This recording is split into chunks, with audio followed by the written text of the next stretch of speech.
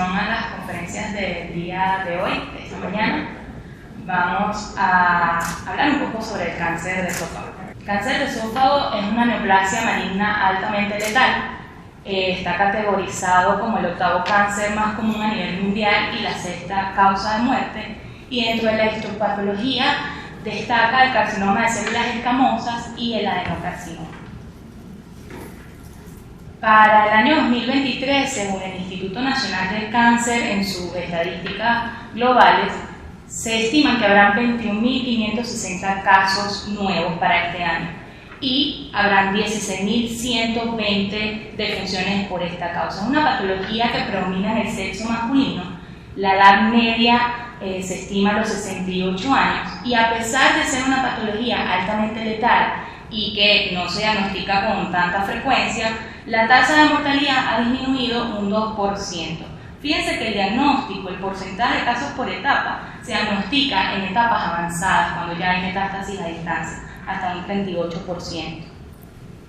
Para Venezuela, en el año 2020, se preveía que habrían 422 casos y esto representó para Latinoamérica el 2,2%. Hablando un poco de anatomía, como lo hemos hecho en el transcurso de las charlas, el esófago es un órgano tubular que se extiende desde la faringe hasta el estómago. Es el único órgano digestivo que está incluido dentro de la cavidad torácica y tiene alta relación con el bronco principal izquierdo, con la aorta, con el corazón y con los pulmones.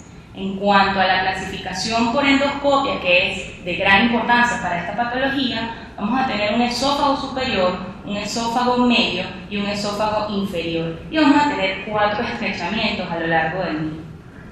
El esófago está irrigado por las arterias esofágicas superiores en su porción superior, las arterias esofágicas medias en su porción media y las arterias esofágicas inferiores en su porción inferior. Y va a tener un drenaje venoso que va a estar compuesto por las venas tiroideas inferiores, que van a drenar a la vena cava superior, y por las venas gástricas, que van a drenar a la vena porta. En cuanto al drenaje linfático, igualmente como el esófago tiene varias porciones, vamos a tener cambios de las distintas porciones. Una porción cervical que va a tener los nódulos linfáticos cervicales laterales profundos, una porción torácica que va a incluir los nódulos linfáticos paratraqueales, cardiobronquiales inferiores y mediastínicos posteriores, y una porción abdominal que va a incluir los nódulos linfáticos gástricos izquierdos y que es importante para la planificación del tratamiento. Como les comenté al inicio de la charla, esta patología tiene 2 entes histológicos de alta importancia, que es el carcinoma de células escamosas y el adenocarcinoma. Para ambos tenemos distintos factores de riesgo. Tenemos el consumo de tabaco, el consumo de bebidas alcohólicas, la infección por VPH, para el carcinoma de células escamosas, y para el adenocarcinoma destaca más la enfermedad por reflujo gastroesofágico, el esófago de Barrett e infecciones por el Helicobacter pylori. Como les he comentado, las manifestaciones clínicas en estos pacientes siempre son sutiles e inespecíficas porque es una patología que se diagnostica en etapas avanzadas. Cuando ya el paciente refiere manifestaciones clínicas, lo que podemos evidenciar en el paciente es disfagia a alimentos sólidos que progresa a alimentos líquidos y pérdida de peso que el paciente refiere cuando le hacemos el adecuado interrogatorio. El paciente también puede tener algún tipo de manifestación clínica de metástasis a distancia, como molestias retroesternales cuando ya hay algún compromiso de estos órganos, disfonía o tos, dependiendo del órgano que esté involucrado. Pero en la mayoría de los casos, estos pacientes son asintomáticos.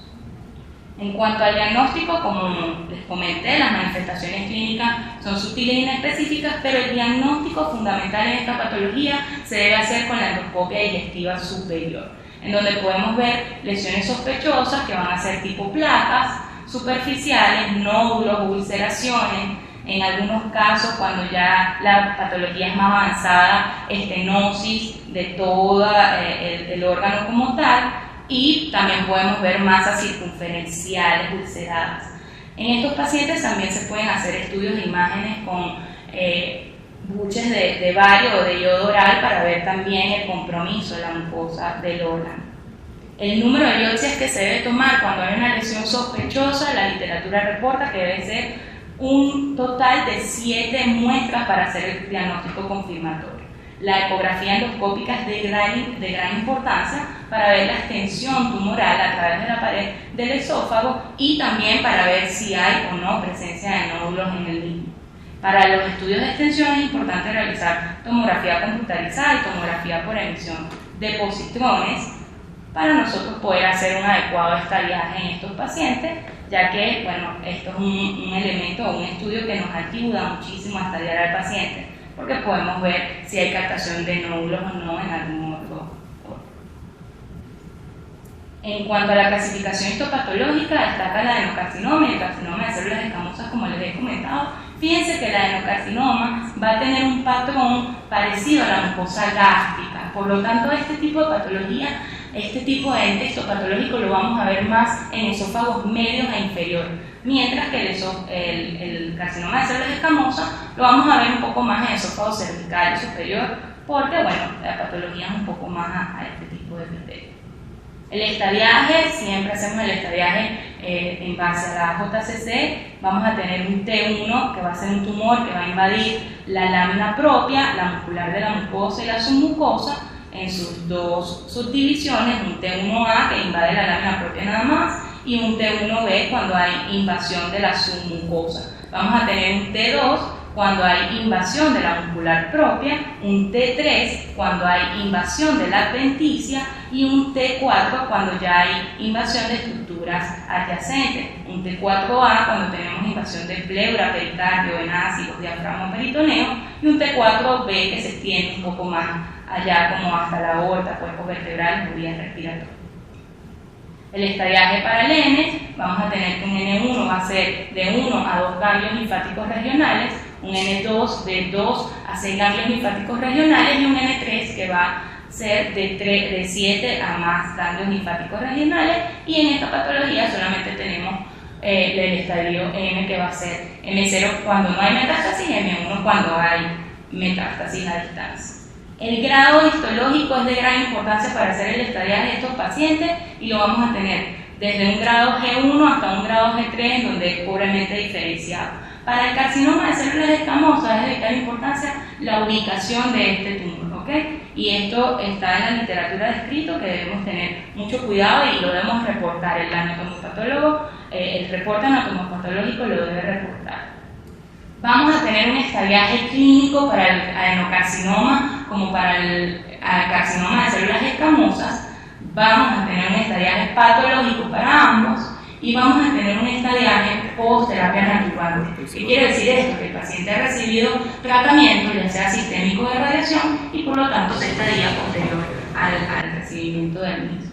Y esto va a ser distinto para el carcinoma de células escamosas como para el adenocarcinoma, ¿ok? En cuanto a los factores pronósticos, en estos destaca la longitud del tumor, la invasión linfovascular, la histología, el grado histológico, la extensión extranodal, y en la actualidad es de vital importancia realizar estudios moleculares para evidenciar, sobre todo en el adenocarcinoma, si hay la presencia del HER2 positivo. Esto porque se ha evidenciado que estos pacientes con adenocarcinoma están respondiendo a la terapia con trastuzumab. El tratamiento, como en toda patología oncológica, debe ser un tratamiento multidisciplinario. En esta patología destaca mucho el conjunto de la cirugía, la radioterapia y la quimioterapia como caballitos de batalla. El tratamiento estándar, según las guías de la NCCN, va a ser para los estadios precoces y para los estadios avanzados. Solo aquellos pacientes que cumplan con un estadio precoz, que sean un T1B o un CT2, sin ganglios y sin metástasis, que sean lesiones de bajo riesgo, pueden ir a esofagectomía. Estos son los únicos pacientes que pueden ir al tratamiento quirúrgico. Del resto, todo paciente estadio 2 en adelante, que son estadios más avanzados, que hay presencia de ganglios, deben ir a quimiorradiación, ya sea de manera preoperatoria o de manera definitiva, dependiendo del paciente o del estadiaje en el que nos encontremos. Es importante tener en cuenta que los pacientes que tengan carcinoma esofágico, cérvico, torácico, situados en tercio superior, menos de 5 centímetros del músculo cricofaríngeo, estadio 4 con metástasis a distancia, T4B con afectación de corazón, grandes vasos, tráquea, T1 con extensión ganglionar supraclavicular, que también esto determina irreversibilidad, ninguno de estos pacientes puede ir a tratamiento quirúrgico de entrada. Esto es muy importante, esta patología es altamente letal y el tratamiento quirúrgico de por sí tiene alta movilidad. Aquellos pacientes que van a consulta con el gastroenterólogo y les hacen una endoscopia digestiva y evidencian un foco solitario menor a 15 milímetros, sin afectación submucosa, sin afectación ganglionar, estos pacientes con estos criterios pueden ir a resección endoscópica. De resto, como les comentaba, ninguno puede ir a tratamiento quirúrgico.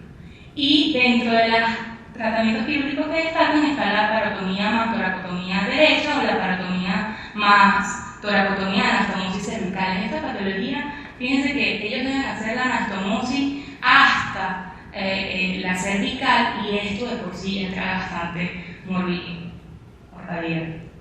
El tratamiento sistémico destaca el uso de fluoracilo, capecitabina, doxiclatino como principales fármacos utilizados, pero en los últimos años también está el uso de nivolumab como terapia dirigida para el tratamiento de estos pacientes. Y el tratamiento siempre debe ser quimiorradiación preoperatoria en estadios en los que se pueda realizar, ¿no?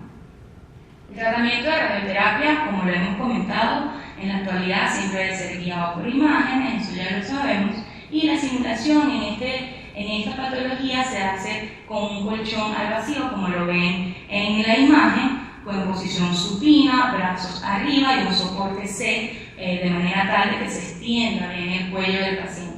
La tomografía que pedimos es una tomografía de tórax y abdomen con contraste oral y es de vital importancia en estos pacientes que ingieran el buche de yodo oral ovario para poder ver si hay estenosis o no a nivel del órgano, o bueno, aquellos pacientes con estadios avanzados donde nosotros podamos ver el tumor, ¿no? El límite superior del tórax va a ser a nivel del CC, el límite inferior en la parte superior del abdomen y como lo han comentado mis colegas, los cortes deben ser milimétricos, que es lo que nosotros llamamos protocolo de radioterapia. Pero muchas veces en muchos centros no entienden este protocolo de radioterapia y lo que decimos es que, bueno, cortes menos de 3 milímetros es lo que se debe hacer para nosotros poder hacer bien esta simulación. Esto es un paciente de nuestro servicio en donde estamos haciendo la tomografía de simulación y le estamos colocando el buche de yodo oral. Las dosis de radioterapia van desde 45 a 50.4 Grays en 1.8 a 2 Grays día en 25 a 28 fracciones. Esto varía dependiendo de si vamos a estar en contexto de un paciente preoperatorio o en contexto de un paciente definitivo, pero eso es lo que más se utiliza, lo que está reportado, lo que nosotros utilizamos en el servicio. Los volúmenes de tratamiento, el GTB va a comprender nuestro tumor macroscópico que evidenciamos más los nódulos linfáticos regionales. El CTB va a comprender el GTB más las regiones ganglionares y a este le vamos a dar un margen de 3 a 4 centímetros de manera superior y 1 centímetro de manera radial. Y el PTB va a comprender el CTB más un margen de 0,5 centímetros. Un paciente categorizado estadio 4, un paciente que ya invadía la laringe, pero sea de esófago cervical, fíjense que ya tenía traqueostoma. Es un paciente que nosotros evaluamos en el servicio de radioterapia de Táchira, de San Cristóbal. El tratamiento de elección para los ganglios que vamos a utilizar en el esófago cervical se deben incluir los ganglios linfáticos de los niveles 2, 3 y 4, y en el esófago medio, que incluye el tercio proximal y el tercio medio del esófago, vamos a incluir los ganglios linfáticos paraesofágicos y pretraqueales. Y en la porción distal debemos incluir ya las cadenas ganglionares del tronco celíaco, paraesofágico y esplénico. Este es el mismo paciente en otras proyecciones. Y fíjense el tamaño del tumor. Siempre hay que tener en cuenta la delimitación de estos pacientes, debe ser de manera exacta. Y el GTB siempre debe comprender el tumor macroscópico más los ganglios regionales. Eso siempre se debe hacer así. Y el CTB siempre debe incluir un margen de 3 a 4 centímetros porque la diseminación de este tipo de patologías es a través de la submucosa. Entonces, el margen que se le da a este tipo de patologías debe ser extenso. Este es otro paciente con un tumor de esófago medio y aquí pues vemos los volúmenes de tratamiento. Una vez que nosotros delimitamos este tipo de patologías, pues hacemos el plan de tratamiento en conjunto con los físicos médicos. Y las técnicas que más se utilizan en esta patología es la técnica conformada tridimensional y la técnica de intensidad modulada. Y los planes de tratamiento se realizan dependiendo de las dosis de tolerancia de los órganos a riesgo. En nuestro servicio se realizan planes híbridos, se combinan ambas técnicas de tratamiento. Se combina tanto la técnica de intensidad modulada como la técnica tridimensional, técnica conformada tridimensional, para poder cumplir con la dosis de tolerancia, que es algo que hemos repetido en el transcurso de la mañana en todas las conferencias. Esta paciente que ustedes observaron en los volúmenes de tratamiento fue tratada con intensidad modulada, porque bueno, se logró cumplir con las dosis de tolerancia del órgano de riesgo y sobre todo se logró dar la dosis completa del tumor macroscópico, que es lo que uno siempre quiere dar. Y el siguiente paciente que observaron, el paciente del tumor esófago medio, fue un paciente al cual se le hizo técnica híbrida. Aquí ven los campos de tratamiento para la técnica conformada tridimensional, y acá ven el plan de tratamiento con técnica de intensidad modulada, que en este caso fue con arcos volumétricos modulados. Y aquí ustedes ven el plan SUMA, que es el que nos dicen nuestros físicos médicos siempre, donde está la combinación de la técnica de conformada tridimensional con la técnica de intensidad modulada. Las complicaciones, como en todas las patologías oncológicas, el esófago no se escapa de complicaciones, ¿ok? Y las complicaciones agudas vamos a tener disfagia, adenofagia y eritema, y en las crónicas úlceras, fístulas, estenosis colitis. Las fístulas se pueden tratar con el uso de estén esofágicos. Sin embargo, esta patología es muy agresiva, entonces es de vital importancia tener el adecuado manejo de esta patología, que sea multidisciplinario, ¿no? Porque cuando hay este tipo de complicaciones, pues recurrimos a nuestros colegas quirúrgicos para que nos ayuden, ¿no? Y para poder tratar al paciente, que es lo que todos queremos. El seguimiento en esta patología se realiza con estudios de imágenes, tomografías computarizadas con contraste cada 6 meses por 2 años, y luego un anual de 3 a 5 años. Y bueno, esto es todo por hoy.